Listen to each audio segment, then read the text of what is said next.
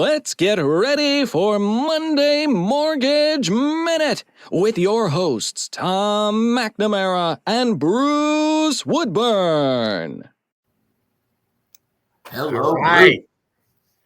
All right. Happy Monday. Yes, sir. Happy Monday. Lots of activity over the weekend. I had a bunch of contracts come in. 2 of them were from out of state. So things are happening. People are moving around. I got some buyers buying up in the Carolinas and Georgia for second homes and vacation homes. And Wow. yeah. Yeah, very good. Yeah, I've actually seen DSCR rates come down quite a bit recently. Well, I think that all rates have come down a little bit, and I think we should talk a little bit about that. Well, yeah, let's do that because we have a big event that's an event, but it's a non-event at the same time, right? Yeah, you mean the Fed cut rate? Yeah. Listen, I think everybody could expect that when this Fed cut interest rates, all interest rates are going to drop by 0.5%. Well, come on. Well, actually, they will from a month and a half ago. Right? All right. So let's be realistic about this then, because the Fed will be cutting the Fed rate. It's probably a good chance it'll be a half a percent. I think that they've really moved in that direction, which it'll take them a few months before they start to feel that effect. But what I don't think a lot of folks realize is that money is already baked into today's pricing. Listen, rates are already down a point from what they were 2 months ago, a month and a half ago. Exactly. So things are looking a lot better and more people are jumping in the market now. Yeah, I agree. I mean, and sales is showing that as well. I'm looking at some data here, and we have sales. Show that on the screen. Yeah, I think I can do that. And so then we can also look at the bond market that I have up, and I can show you where rates were and what they're going to look like. All right, let's look at what we have here. That's a little small for me to see, but yeah, sorry about that. It's, I got what I got, right? So, let's see if we can make it a little bit bigger. There we go. So, yeah, you see like closed sales is, kind of flat, but it's up 1% from last year. Same, month over month, right? That's July. Yeah. Cash sales is way down. So what that tells me is that your investor class is not buying near as much, right? Not in cash anyway. Not in cash, right? Exactly. Median price is up, but I think that, and average price is up as well, but I think there's an anomaly there. And I've got some good data to back it up. I don't have the data to share and show it, but the concept is that about the same amount of $1 million plus homes are selling and less $1 million and under homes are selling. So the average or median are both up, but meanwhile, the price of the average home really isn't. They're actually a little bit down, about 2 to 3% down from what they were 2 years ago, not last year, but 2 years ago. But anyway, median list price or median sale to list price is actually down, which tells me that sellers are trying to get the higher prices, and they're actually cutting the price to get the deal. And what this misses, and what this misses is a lot of people don't realize this isn't to the original list price. This is to the last drop. Right. Well, so it is original list price, but it's really not.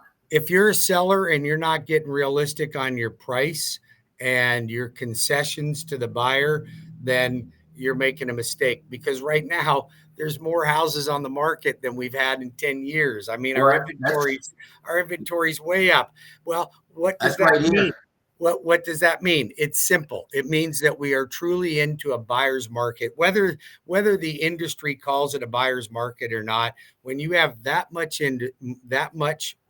inventory and less buyers than sellers, then you're going to turn that into a buyer's market. And I think it's a perfect opportunity with rates being down. And that's probably why I'm seeing more buyers jump in the market. And I'm seeing more people looking at refinancing in the market. VA Absolutely. loans, FHA loans, streamline refinances, you know, and all these folks think that they should be going to USAA if they're a veteran. Don't go to USAA. I get you a better deal right here. Listen, rate reduction refis, in my opinion, need to be on hold for about another month to 3 months. Because if you're a veteran and you refinance right now on a rate reduction refi, you have to wait 241 days to do it again. So do you want to do it again and then hope that rates are down in another 241 days? Or do you want to just wait it out another 3 or 4 months and then try to get the best you can? Now, most lenders don't want to tell people that. They don't want to tell people that because they want the deal right then and there. On the other hand, I want the right thing for people. So I've created a watch list so that when a rate hits a certain target, I can lock it in for that client. Gotcha. Yeah, that's great. That's good to know. Yeah. So, I mean, look at, you talked about inventory. Average inventory is up, or active inventory is up 60%. We're up Yeah. to What do you got? 11.5? And this is just single family homes in the Orlando Kissimmee MSA. This is not our overall market. This is just single family homes, and it's just in the Orlando Kissimmee Sanford MSA. Yeah. And we have about 3.6 months of inventory, which is not a buyer's market, but it is a buyer's market because sellers got so used to their house selling in 5 days that they just think anything over a week is a horrible thing. So, it's so funny because if we look at the data, it would tell us we're still in a seller's market, but the behavior and the opportunities are definitely a buyer's market. It's just like the president coming out and saying the economy's better than it's ever been. It's unbelievable economy right now, but the average household is going, I'm not really feeling it. Exactly. So it's you have to take away all the puffery and really dissect what the market really is. And I'm telling you, it's behaving like a buyer's market to me. It sure is. Hey, you were going to share some data on. So I just want you to look at the bond market for me for a second. Now you have to remember, folks, that your mortgages are not tied to the Fed rate. They're tied to the 30 and the 10-year bond market. So here we've got the Fannie Mae 30-year bond market. Now, we want bonds to be up. The higher the yield, the lower the rate. So this is when we were in the high sevens. And then, we got better, we got worse, we got better, we got worse. But you can see what the trend is. So we are looking much better right now for interest rates. So that puts the Fannie Mae rate at 5%, which would mean your average rate's probably around 1 to 1.25% higher than that. Now, granted, I'm locking loans in at 5%, 4.95 with some buy downs. And I don't mean temporary buy downs. I mean permanent buy downs. So some of my builders are paying, ample closing costs. I'm recommending sellers do it as well, so we can really make these interest rates very attractive for people. So wait, you're telling me that right now you're writing loans that have a 5% rate, APR? That's correct. Okay. And then what is because they're going to be paying a point or whatever. They're going to be paying more than 1 point to get down to that. But right. what's the yield then? What's their actual, effective rate? Well, their effective rate would be whatever the note rate is that we locked. And APR just takes into consideration the overall closing costs added into the rate. So forget APR when you got a seller paying the closing costs, because your APR is your APR. I'll give you an example. If I loaned you $100 at 10% interest rate, what's your interest rate? 10%. What? 10%.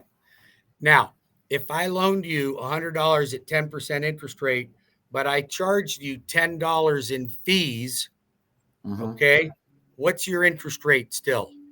20%. No, it's not. It's still 10%. I It's know my still, interest rate's still 10%, but my but, actual but effective rate. your APR may be 11. Now, if I charged you $10 for fees, but we had another party pay those fees for you, so you only really paid the interest, then your APR and your interest rate are effectively the same. Yeah, yeah, I understand that. It depended on who paid it. It just, I guess it all depends on where that money goes.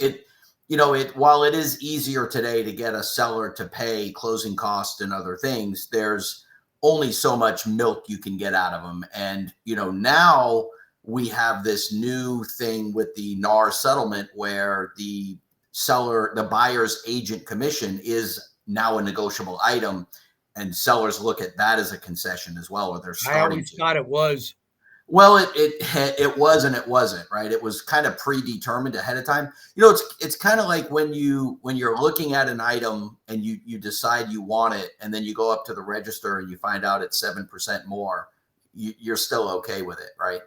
And so it's the same thing with, the sellers, they knew they were paying a percentage, and then they would either negotiate or not negotiate closing costs. But now when they're presented with closing costs, it's like, well, hey, listing agent, why don't you take a smaller percentage? Or I'm not going to pay the buyer's agent as much. So there's a little more conversation around that, which I think I like it. And I like it because it gives us as agents, buyers, and sellers more flexibility. Well, and also you have to be a good agent. You have to be able to show your value and why you are worth that much commission.